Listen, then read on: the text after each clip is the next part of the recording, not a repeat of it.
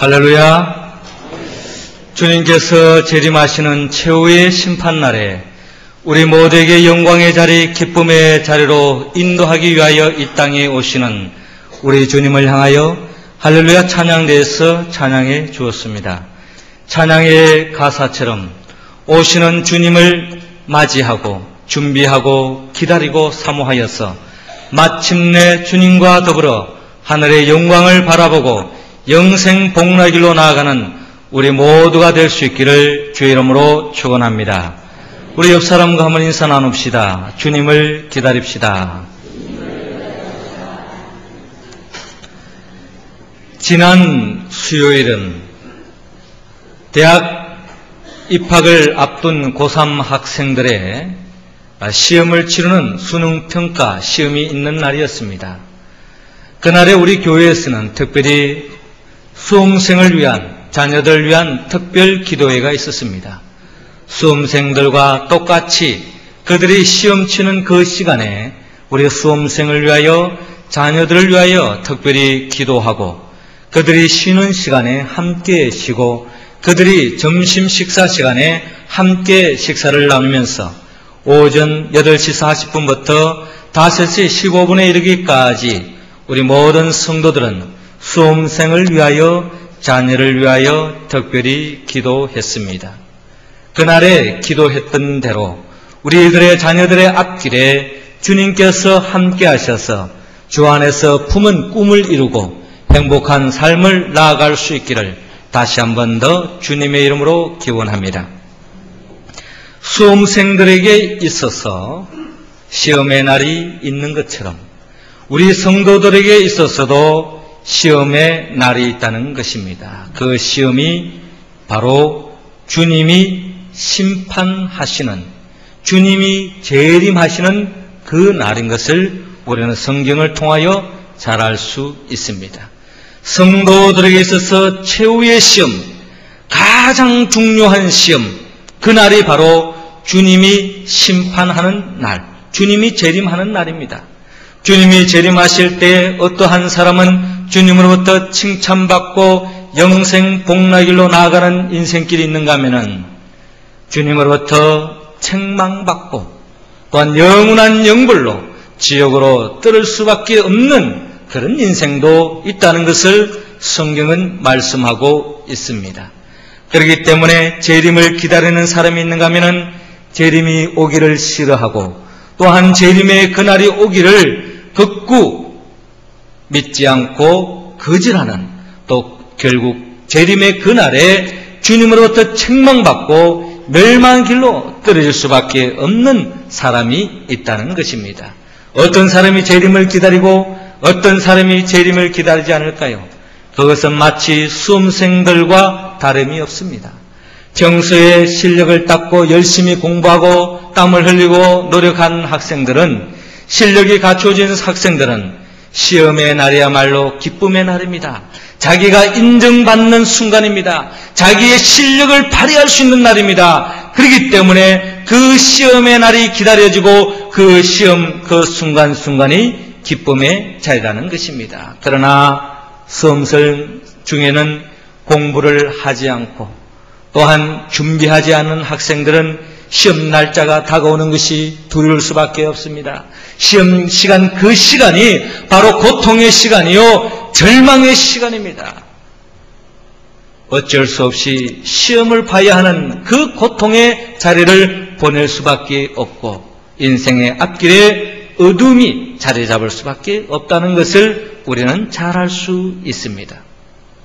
하나님께서는 우리 모두가 재림을 기다리기를 원합니다.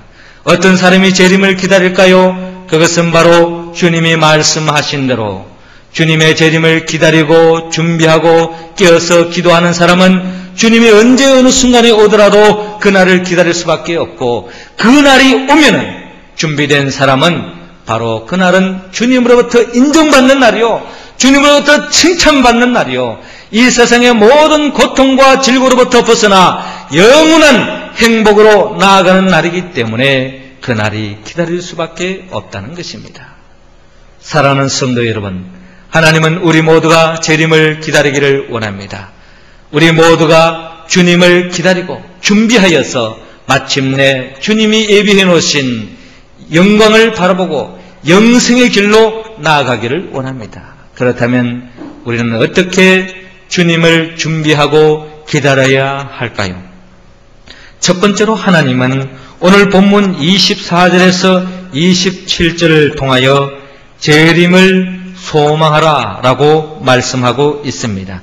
우리 26절 말씀 우리 다 같이 읽겠습니다. 시작. 그때에 인자가 구름을 타고 큰 권능과 영광으로 오는 것을 사람들이 보리라.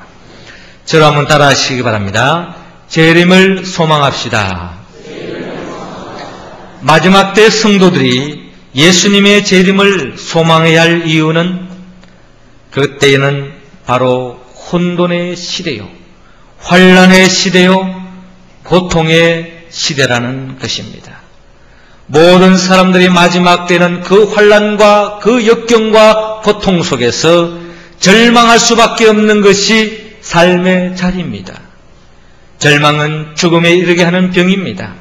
하나님의 심판대 앞에 서기도 전에 멸망할 수밖에 없습니다. 그러므로 우리는 어떠한 상황 속에도 특별히 환난 때에 마지막 때에도 우리는 소망을 잊지 말아야 합니다. 세상적인 소망은 한시적입니다.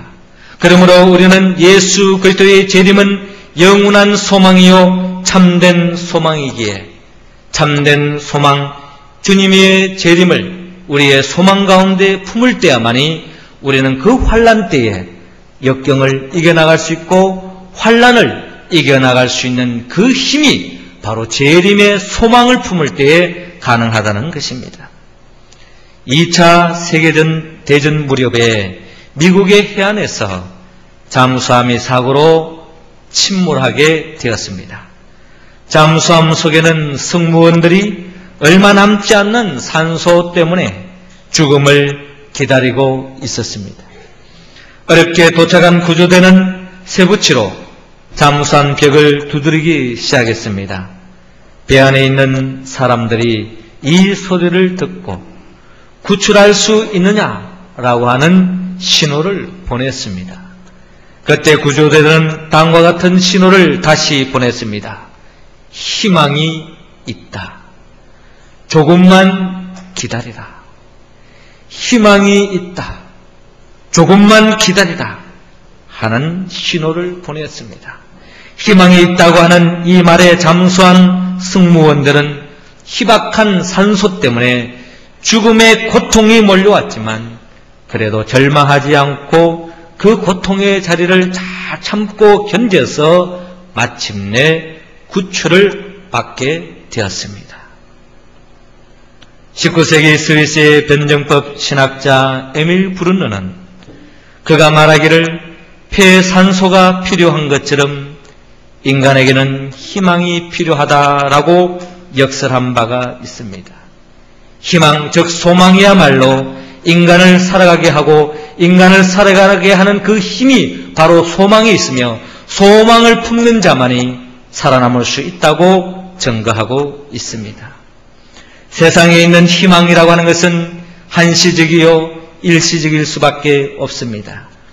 언제 어느 순간에 무너질지 모르는 불안한 소망이라는 것입니다. 그러나 예수님이 다시 오심을 기다리는 이 소망, 이 희망은 흔들리지 않는 견고한 희망이라는 것입니다. 오늘 우리가 이 희망을 품고 기다리는 사람에게는 예수님의 축복이 임할 것입니다. 우리 모두가 영광 중에 오시는 예수님의 그 재림을 소망할 때에 마지막 날 환난 때에 우리의 삶 속에 그 어떤 절망과 환난과 고통이 임한다 할지라도 우리는 그 소망 가운데 극복할 수 있고 승리할 줄로 믿습니다. 그러기에 주님은 이 시간 우리 모두에게 말씀하십니다. 그때의 인자가 구름을 타고 큰 권능과 영광으로 오는 것을 사람들이 보리라. 이 말씀을 믿고 재림의 소망 가운데 어떠한 환난과 역경 속에도 승리하며 나아가는 우리 모두가 되기를 주의 이름으로 축원합니다. 두 번째로 예수 그리스도의 재림 그날을 기다리며 마침내 영광과 영생의 길로 나아가기 위해서는 우리는 어떻게 준비하며 기다려야 합니까? 두 번째로 하나님은 오늘 본문 28절에서 31절을 통하여 말씀을 붙잡아라 라고 말씀하고 있습니다. 31절 말씀 할렐루야 찬양대원들이 읽어주시기 바랍니다. 시작. 아멘. 저를 한번 따라 하시기 바랍니다. 말씀을 붙잡읍시다. 마지막 환난 때 성도들이 예수님의 말씀을 붙잡아야 할 이유 중에 하나는 예수님의 재림 그때는 이 세상 모든 것이 없어진다는 겁니다. 영원토록 변치 않고 없어지지 않는 것은 오직 주님의 말씀밖에 없다는 것입니다. 그러므로 우리는 예수님의 말씀을 붙잡아야 합니다. 이 세상의 부귀 영화를 누렸던 솔로몬은 그는 솔로 전도서를 통하여서 그는 고백하기를 헛되고 헛되며 헛되고 헛되니 모든 것이 헛되도다 라고 이 세상에서 그 모든 사람들이 부유하는 부귀 영화를 맛보고 난 뒤에 그가 내린 인생의 마지막 고백입니다. 그러기에 이사야 선지자는 이사야 40장 8절을 통하여 말씀하기를 풀은 마르고 꽃은 시드나 우리 하나님의 말씀은 영영이 쓰리라 라고 말씀하고 있습니다. 이 세상의 모든 것은 결국 가을에 떨어진 그 낙엽들이 바람과 함께 모두 사라지는 것처럼 이 세상에 우리가 집착하고 우리가 갈망하고 우리가 바라고 우리가 얻기를 원하는 그 모든 것들은 결국 바람과 함께 사라질 수밖에 없다는 것입니다. 그러기에 우리는 영원토록 변치 않는 영원토록 사라지지 않는 하나님의 말씀을 더욱더 집착하고 그 말씀에 청렴하고 그 말씀을 매일매일 반추하고 그 말씀에 묵상함으로 하나님의 참된 복을 누릴 수 있기를 바랍니다. 예수님께서도 이 땅에 오셔서 마귀는 예수 그를 넘어뜨리기 위하여 예수님께 나와 시험을 걸지 않습니까? 내가 만일 하나님의 아들이거든 명하여 이 돌들이 떡덩이가 되게 하라 라고 시험을 하고 있습니다. 이때 주님께서 말씀하여 가라사대 사람이 떡으로만 살 것이 아니요 하나님의 입으로 나오는 모든 말씀으로 살 것이라 라고 증거하며 이 말씀으로 마귀의 시험에서 이겨나가는 모습을 바라볼 수 있습니다. 새는 음식을 먹지 않고 9일 동안 살 수 있다고 합니다. 개는 20일 동안, 거북이는 500일 동안 음식을 먹지 않고도 살아갈 수 있다고 합니다. 뱀은 800일, 물고기는 1000일을 살 수 있다고 합니다. 사람은 하나님의 말씀을 먹지 않고도 80년 이상이나 살 수 있습니다. 그러나 그 다음에는 그 사람은 하나님의 말씀을 먹지 않았기 때문에 영원히 죽을 수밖에 없습니다. 그러나 하나님의 말씀을 먹는 사람은 이 땅에서도 80년 이상을 살 수 있을 뿐만 아니라 영원토록 죽지 않고 영생의 길로 나아갈 줄로 믿습니다. 그러게 주님은 말씀하십니다. 천지는 없어지겠으나 내 말은 없어지지 아니하리라. 사라질 수밖에 없는 것에 집착하지 말고 더욱더 이 가을이 깊어가는 이 독수의 계절에 주의 말씀을 더욱더 창념하고 읽어나감으로 하나님이 예비해 놓으신 복을 누리는 우리 모두가 될 수 있기를 주의 이름으로 축원합니다. 세 번째로 예수님의 재림 그날을 기다리며 마침내 영광과 영생의 자리로 나아가기 위해서는 우리는 어떻게 준비해야 합니까? 오늘 본문 32절에서 37절을 통하여 하나님은 깨어서 주의하라 라고 말씀하고 있습니다. 33절 말씀 우리 다 같이 읽겠습니다. 주의하라, 깨어있으라. 그때가 언제인지 알지 못함이니라. 저를 한번 따라하시기 바랍니다. 깨어서 주의합시다. 우리 옆 사람과 함께 깨어서 주의합시다 하고 한번 인사를 나눕시다. 마지막 때에 성도들이 깨어서 주의해야 할 이유 중에 하나는 예수님의 재림 그때에는 언제일지 아무도 알 수 없기 때문입니다. 그리고 그날은 호련히 오기 때문입니다. 그러므로 우리는 깨어서 주의하지 않고는 재림하여 오시는 주님을 맞이할 수 없습니다. 잠자는 모습으로 영적으로 잠자고 있을 때 주님으로부터 책망받을 수밖에 없다는 것입니다. 예수님께서 이 땅의 마지막 때에 제자들에게 시험에 들지 않도록 주님께서 그토록 간구한 것은 깨어있어 기도하라고 주님은 당부하고 있습니다. 마태복음 26장 41절에 보면 시험에 들지 않게 깨어있어 기도하라. 마음에는 원이로되 육신이 약하도다. 육신이 약하기에 더욱더 우리는 깨어서 기도하지 않고는 안 된다는 것입니다. 영적으로 잠자지 않고 깨어있을 수 있는 유일한 길은 기도밖에 없습니다. 영적으로 깨어있지 않고 잠잘 때에 우리는 결국 시험에 들 수밖에 없습니다. 기도하지 않을 때는 늘 시험이 다가옵니다. 기도하지 않는 사람은 들려오는 말소리마다 다 상처를 받게 되어 있습니다. 기도할 때에 시험에 빠지지 않습니다. 상처를 받지 않습니다. 기도할 때에 마귀와의 싸움에서 승리할 수 있습니다. 언제 어느 순간에 주님이 재림하여 오시더라도 맞이할 수 있는 유일한 길은 오직 기도밖에 없습니다. 우리는 깨어서 기도해야 합니다. 복음 성가 가운데 이런 찬양이 있지 않습니까? 오늘 집을 나서 기전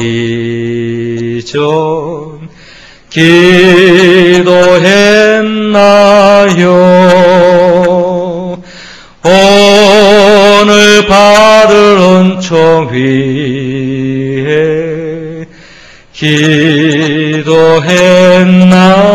기도했나요? 기도는 우리의 한시 빛으로 인도하니 앞이 캄캄할 때 기도 잊지 마세요. 할렐루야. 앞이 캄캄할 때 절망하지 마시고 주저앉지 마시고 기도로 일어설 수 있기를 바랍니다. 오늘부터 우리 교회는 대림절 특별 새벽기도가 시작되었습니다. 대림절은 재림하여 오시는 주님을 기다립니다. 새로운 역사에 기다리는 것입니다. 기도로 준비하고 기도로 기다릴 때에 새로운 역사, 새로운 감격, 새로운 기쁨에 참여할 수 있습니다. 기도하지 않고 깨어있지 않고는 새로운 역사, 2006년도가 도래된다 할지라도 우리는 진정 참된 주님이 예비해 놓으신 그 기쁨에 참여할 수 없다는 것입니다. 맥락은 인터내셔널의 회장이자 CEO였던 팻 멜라그는 그가 쓴 글 중에 바보들은 항상 결심만 한다라는 책을 낸 바가 있습니다. 바보들은 항상 결심만 하며 산다는 것입니다. 내일부터 열심히 공부해야지. 내일부터 바로 살아야지. 내일부터 기도해야지. 내일부터 남들을 도와줘야지. 내일부터 성경책 읽어야지. 내일부터 봉사해야지. 내일부터 헌신해야지. 라고 이야기하지만 결국 결심만 할 뿐 실천은 하지 않기 때문에 바보라고 이야기하고 있습니다. 항상 결심만 하고 실천이 없으니 그렇다는 것입니다. 무슨 일을 하려고 한다면 결심만 해서는 안 됩니다. 결심한 것을 실천으로 옮겨야 합니다. 우리가 기도할 경우도 마찬가지입니다. 결심만 해서는 안 됩니다. 실제로 기도를 해야 한다는 것입니다. 예수님께서 실제로 기도하라고 말씀하시며 구하라 그리하면 너에게 주실 것이요 찾으라 그러면 찾을 것이요 문을 두드라 그러면 너희에게 열릴 것이라 말씀하고 있습니다. 기도할 때 우리 앞길이 열립니다. 특별히 주일을 감당할 때도 중직을 맡고도 또한 남녀선교 회장을 맡고도 그 일을 감당해 나갈 때에 기도하지 않고는 그 일을 감당할 수 없습니다. 마귀는 우리를 너무 틀려고 합니다. 우리를 끄끌려고 합니다. 주의 일을 하지 못하도록 하게 합니다. 그러나 기도할 때에 마귀는 사시나무 떨듯이 덜덜 떨 수밖에 없습니다. 주의 일을 감당하는 사람, 주님께 영광 돌리기를 원하는 사람, 마지막 때 주님 오실 때 칭찬받기를 원하는 사람은 깨어서 기도로 기다려야 합니다. 그러기에 주님께서는 이 시간 우리에게 오늘 본문 33절을 통하여 말씀합니다. 주의하라 깨어 있으라. 그때가 언제인지 알지 못합니다. 35절을 보면 그러므로 깨어 있으라. 집주인이 언제 올지 혹 저물 때일런지 밤중일런지 닭울 때일런지 새벽일런지 너희가 알지 못합니다. 말씀하고 있습니다. 사랑하는 성도 여러분, 하나님은 주님이 재림하실 때에 우리 모두가 주의 영광을 바라보며 영생의 길로 나아가기를 원합니다. 그러기 위하기에 주님은 우리에게 말씀하십니다. 재림을 소망하라. 말씀을 붙잡아라. 깨어서 주의하라고 말씀하고 있습니다. 우리는 어떻게 이 말씀에 응답할 수 있을까요? 우리의 힘으로, 우리의 의지로, 우리의 능력으로는 할 수 없습니다. 우리를 위하여 피 흘려 죽으신 예수 그리스도, 우리를 위하여 사망 권세를 깨뜨리고 부활하신 예수 그리스도의 영 보혜사 성령님의 도우심을 입을 때에 우리는 진정 이 말씀에 응답할 줄로 믿습니다. 성령의 도우심으로 주의 말씀에 응답하여 주님이 재림하실 때 우리 모두가 칭찬받고 주의 영광을 바라보고 영광의 자리, 영생의 자리에 들어가는 우리 모두가 되기를 주의 이름으로 축원합니다. 기도드리겠습니다. 생명의 영 보혜사 성령님이시여, 이 시간 우리 모두에게 재림을 기다리는 영을 허락하여 주시옵소서. 재림의 소망을 품음으로 오늘의 우리의 삶의 자리에 환난과 역경이 있다 할지라도 그 모든 것을 이겨나가게 하여 주옵시고, 특별히 마지막 때에 큰 환난과 역경이 있다고 했는데 그 모든 것을 이겨나갈 수 있도록 우리 모두를 붙잡아 주시옵소서. 이 세상에 우리 모두가 관심을 가지고 우리가 직접하는 그 모든 것들은 사라질 수밖에 없다는 것을 주님 앞에 다시 한 번 더 고백합니다.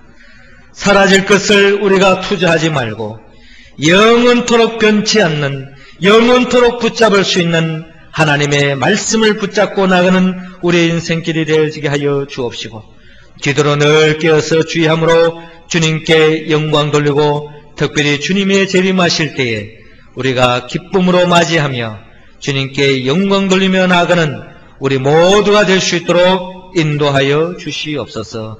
예수님의 이름으로 기도드리옵나이다. 아멘.